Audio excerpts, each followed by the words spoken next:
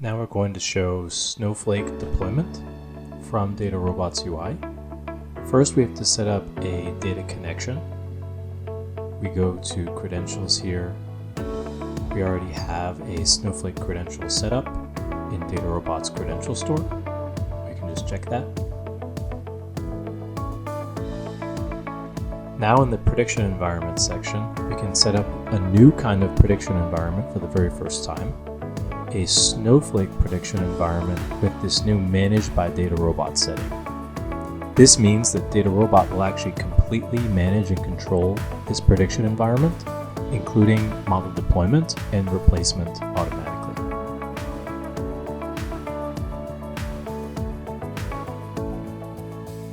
Now we can show some of the work that was done to get this going in the backend. We can see that the management agent is now running, looking at the Kubernetes cluster that this is powering.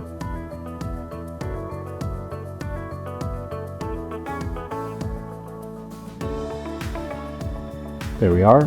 Health looks good.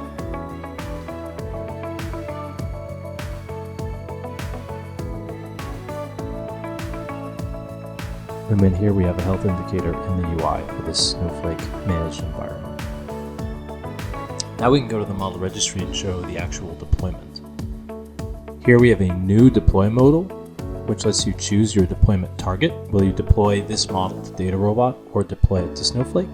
So we pick Snowflake, and then here we can go and create the deployment.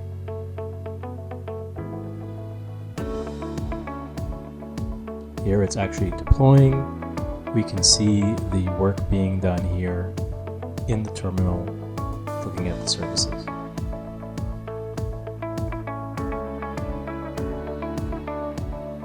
There's the external command plugin doing the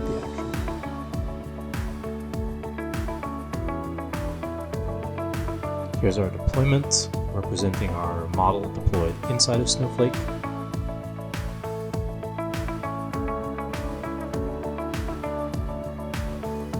Here's the prediction snippet that we can use to actually run predictions on this deployed model inside of the Snowflake interface.